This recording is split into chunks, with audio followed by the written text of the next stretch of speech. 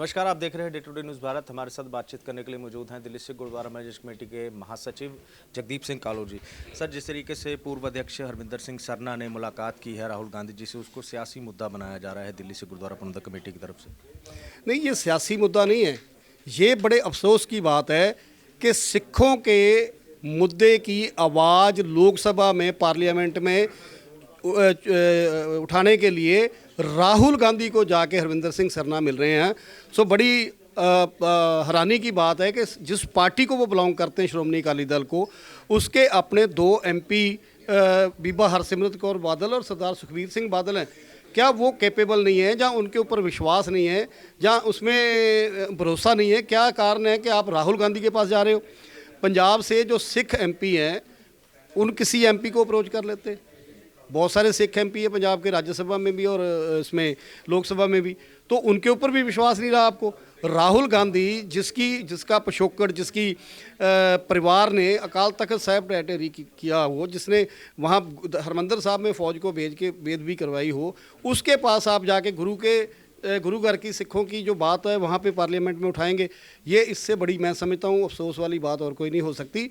और दूसरी, इनकी इतनी गंदी शब्दावली और इनकी इतनी गंदी सोच कि एक निजी पत्रकार को एक मीडिया हाउस की इंटरव्यू के दौरान वहाँ पे क्या कह रहे हैं कि राहुल गांधी को तो माफ़ी मांग आया, उसकी बहन भी माफ़ी मांग आई है, उसकी माँ भी माफ़ी मांग आई है, तो उसको पंथ को माफ़ कर देना चाहिए।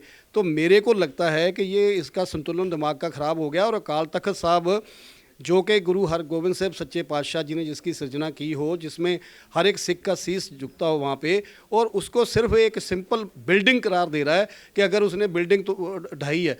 मतलब हैरानी वाली बात है कि अकाल तख्त साहब को ये इस तरीके की शब्दावली बरत रहा है कि ये एक बिल्डिंग ढाई है। तो ये मतलब ये हैरानी वाली बात है। अगर इतनी गंदी शब्दावली श्री अकाल तख्त साहब के लिए यूज़ करना, मैं समझता हूँ ये हर एक सिख का ये बात सुनने के बाद तो जो है बहुत दुख होगा। सरना बंधुओं के काफ़ी लंबे ताल्लुकात रहे हैं कांग्रेस के साथ, तो इसको लेकर आप इनकी मंशा क्या समझते हैं कि क्या मंशा है जो इनकी कांग्रेस के साथ इनको ऐसे मिलना पड़ रहा है या बात हो रही है? वो पुराना प्यार है इनका, जो पुरानी दोस्ती है, जो उनसे इन्होंने कारोबार लिए, उनकी सरकारों से फ़ायदे लिए, तो वो प्यार कहीं ना कहीं दोबारा आ रहा है। लेकिन अभी आज तक ये क्लियर नहीं हुआ, ना तो परमजीत सिंह सरना ने क्लियर किया, ना मनजीत सिंह जीके ने क्लियर किया, ना सुखबीर बादल ने क्लियर किया कि भाई ये जो राहुल गांधी को मिलने गया था, ये जो अलायंस की बात चल रही है, तो ये आपकी रजामंदी से गया था या अपने आप गया था? अगर ये अपने आप गया था तो इसके ऊपर अभी तक एक्शन क्यों नहीं हुआ? अगर आपकी चुप्पी है तो इसका मतलब ये है कि आपकी चुप्पी ये दर्शाती है कि आपने ही भेजा था। नहीं तो अदरवाइज तो अगर जो कांग्रेस पार्टी, जो आपकी कट्टर विरोधी पार्टी है, जिसके आप रोज़ एक दूसरे के ऊपर दूषणबाजी करते हैं, तो उसको आपका ये जाके एक वर्कर मिल रहा हो और आप उसके ऊपर शांत रहें, कोई एक शब्द ना बोलें और उसके ऊपर कोई कार्रवाई ना हो, तो इसका मतलब ये है कि ये आपका ही भेजा हुआ था। और जो बात मीडिया में आ रही है अलायंस की, वो बात में कहीं ना कहीं सच्चाई है। आखिरी सवाल है, आप जो है श्रोमणी गुरुद्वारा प्रबंधक कमेटी पर सवाल उठा रहे, हरियाणा में गुरुद्वारा साहिब की जो जगह है वो बेच दी गई है। देखो, ये सवाल नहीं उठा रहे, ये सच्चाई है। पेपर सामने आ चुके हैं, रजिस्ट्री सामने आ चुकी है, जो चिट्ठी जिसके बेस पे रजिस्ट्री हुई वो सामने आ चुकी है। 1,32,00,000 रुपया जो मैनेजर है उसके खातों में जा चुका है। बैंक अकाउंट के नंबर बाकायदा उसमें रजिस्ट्री में मेंशन है जिसमें गया है। तो ये अभी तक हैरानी वाली बात ये है कि जो ज़मीन करोड़ों रुपए की है, जो मीडिया से या लोकल लोगों से पता चल रहा है कि वो कई करोड़ की है, जो कि 1,32,00,000 में बेच दी, और उसकी धामी साहब कह रहे हैं कि हम इसकी पड़तालिया कमेटी बनाई है। अब उसमें पड़ताल करने के लिए बचा क्या है? पड़ताल तो हो चुकी कि चिट्ठी निकल गई।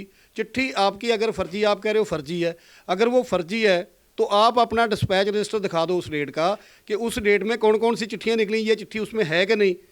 अगर ये चिट्ठी नहीं है तो इसका नंबर कहाँ से आ गया? वो नंबर संगत के पब्लिक करो कि ये नंबर उस डिस्पैच रजिस्टर में नहीं चल रहा। तो ये सारे बहुत बड़े सवाल हैं कि ये किसकी मिली भुगत से, कौन कौन इसमें इन्वॉल्व है। अब बात ये है कि पंजाब सरकार को मैंने पहले भी बेनती करी थी कि विजिलेंस वालों को, पंजाब सरकार विजिलेंस को इसकी तहकीकात करनी चाहिए, जो इन्वॉल्व है उसके ऊपर सख्त से सख्त कार्रवाई करनी चाहिए। जब सरकार कार्रवाई करती है तो फिर ये कहते हैं कि हमारे धार्मिक मामलों में सरकार दखल देती है, लेकिन जब आप कार्रवाई नहीं करोगे, गुरु घर की ज़मीनें बेचोगे और उसके पैसे जो है वो पर्सनल खातों में चले जाएंगे और फिर आप कहोगे कि सरकार इंटरफियर कर रही है। सरकार बिल्कुल इंटरफियर करेगी जब आप खुद अपनी कार्रवाई अपने समय पे और सही कार्रवाई नहीं करोगे, और संगत किसी भी सूरत में ये माफ़ नहीं करेगी। आप जो तहसीलदार है जिसने रजिस्ट्री की है उसके ऊपर भी बहुत बड़ा जो फॉर्जरी का 420 का मुकदमा बनता है, क्रिमिनल केस है, उसके खिलाफ भी धामी साहब को एफआईआर करवानी चाहिए, वो भी जेल में जाए। जो लांगरी जो उसमें विटनेस है जिसने गवाही दी है वो आज भी एसजीपीसी में काम कर रहा है।